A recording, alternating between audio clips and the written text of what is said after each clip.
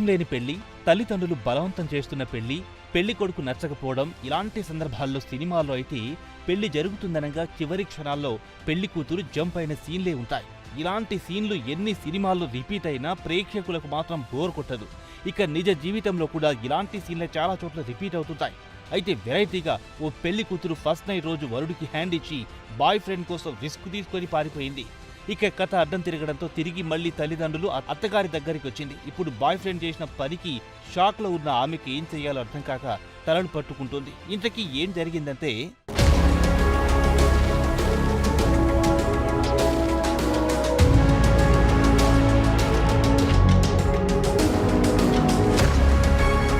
యూపీలోని సోన్భద్రాలో first night రోజున shocking scene చోటు చేసుకుంది. నవ వధువు చేసిన పనికి సీన్ సితారయ్యింది. బబహాని పోలీస్ స్టేషన్ పరిధిలో ఉండే ఓ వ్యక్తికి పెళ్లయింది. అతడు అనుకున్నట్టే అందమైన అమ్మాయి తన భార్యగా వచ్చింది.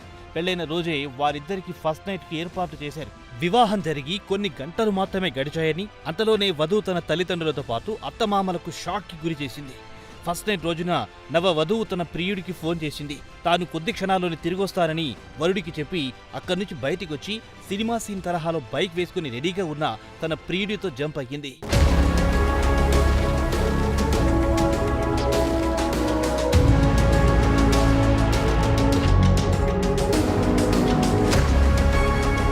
ఎంతసేపు అయినా వధువు తిరిగి రాకపోవడంతో జరిగిన విషయం తెలుసుకున్న వరుడు, అతని కుటుంబ సభ్యులు దెబ్బకు ఆశ్చర్యపోయారు.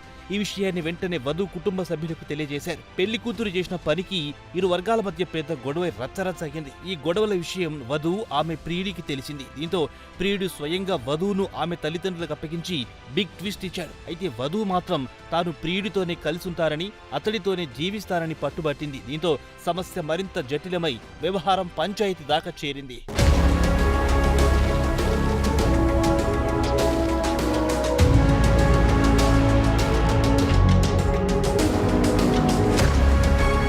ఇక పంచాయతీలు పెద్దలిచ్చిన తీర్పు ఈ లవ్ స్టోరీలో మరో ట్విస్టుకు తెరతీసింది.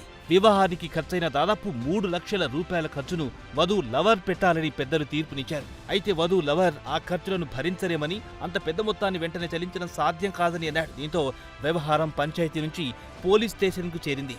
వరుడు తరపు వారు తమకు న్యాయం చేయాలంటూ బబహాని పోలీస్ స్టేషన్లో కంప్లైంట్ చేశారు. సో ఇప్పుడు పోలీసులు ఈ ఇష్యూని ఎలా సాల్వ్ చేస్తారనేది ఆసక్తికరంగా మారింది.